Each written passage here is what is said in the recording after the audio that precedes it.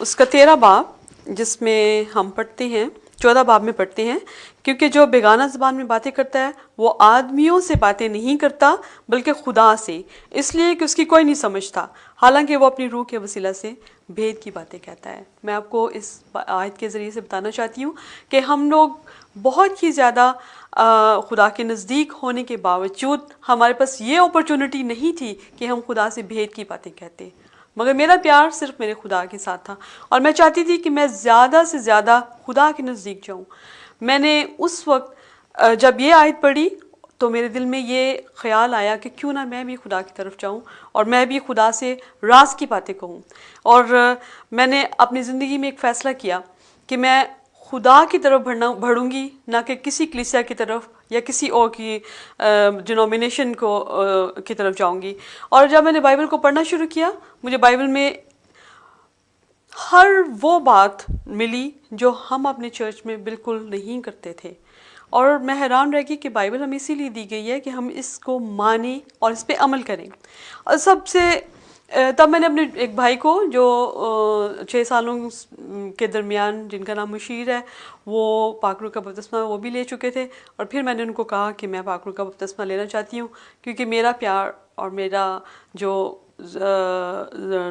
सबसे ज़्यादा जो क्लोजनेस मैं चाहती थी वो खुदा के साथ चाहती थी। और खुदा से जो क्लोजनेस हमारी तब ही हो सकती है जब हम लोग खुदा के कलाम को माने। और मैंने उन भाई के वसीले से खुदा का पाकरू मुझ पर भी नाज़िल हुआ और मैं भी गैस में दुआ करने लगी। उसके बाद मैंने सबसे खूबसूरत बात जो मैं आपको बताना चाहती हूँ, मैं हर एक बात, मेरे पास कोई चर्च ऐसा नहीं था जिसमें जाके मैं कलाम को सीखती, क्योंकि मेरे पेरेंट्स अभी तक कैथलिक चर्च में ही जाते थे और मुझे उन्हीं के साथ हमेशा कैथलिक चर्च जाना पड़ता था। मगर मेरा टीचर हमेशा पाकरू रहा और खुदा ने हमेशा मेरी मदद की। जो क्वेश्चंस मैं खुदा से पूछती थी अपने लिए, वो खुदा मुझे ज़रूर बताता था। और मैंने इसी तरह से कलाम को सीखा और खुदा से सीखा, और हर एक चीज़ का जवाब मुझे खुदा से मिला। इसीलिए मैं आपको चाहती हूँ कि अपनी गवाही के वसीला से मैं आप सबको भी चाहती हूँ कि आप खुदावंद में बढ़ें, ना कि किसी कलीसिया, ना किसी डिनोमिनेशन में, क्योंकि खुदावंद का कलाम हमें बहुत क्लियरली बताता है कि सिर्फ खुदा के पास जगह उन लोगों को मिलेगी जो खुदा के कलाम में या खुदा के यीशु मसीह की खुशखबरी को मानते हैं और खुदा को जानते हैं और खुदा को पहचानते हैं। तो सबसे पहले मैं आपको बाइबल की इम्पोर्टेंस बताना चाहती हूँ। बाइबल, हम बहुत से घरों में ऐसा होता है कि बाइबल को सिर्फ पढ़ लेना और उसको बंद कर देना हम अपना फ़र्ज समझते हैं, मगर बाइबल को कलाम में जैसे लिखा हुआ है कि कलाम को ना सिर्फ सुनने वाले बल्कि उस पर अमल करने वाले बोलो। जब तक हम अमल नहीं करते तब तक खुदा का कलाम कभी भी हमें खुदा हमसे खुश नहीं होता।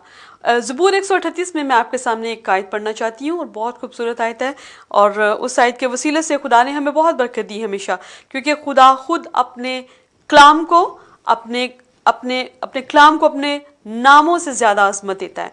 जैसे कि ज़बूर 138 में लिखा हुआ है कि उसकी दूसरी आयत में, मैं तेरी मुकद्दस हैकल की तरफ रुख करके सजदा करूँगा और तेरी शफ़क़त और सच्चाई की खातिर तेरे नाम का शुक्र करूँगा, क्योंकि तूने अपने कलाम को अपने हर नाम से ज़्यादा अज़मत दी है। सिर्फ मैं आपको ये बताना चाहती हूँ कि खुदा ने खुद अपने हर नाम से ज़्यादा अपने कलाम को अज़मत दी है।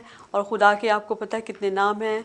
वो हमारा मददगार है, हमारा उस्ताद है, हमारा चौपान है, निगहबान है, और उसको हम किंग ऑफ किंग्स भी कहते हैं, डॉक्टर ऑफ डॉक्टर्स भी कहते हैं।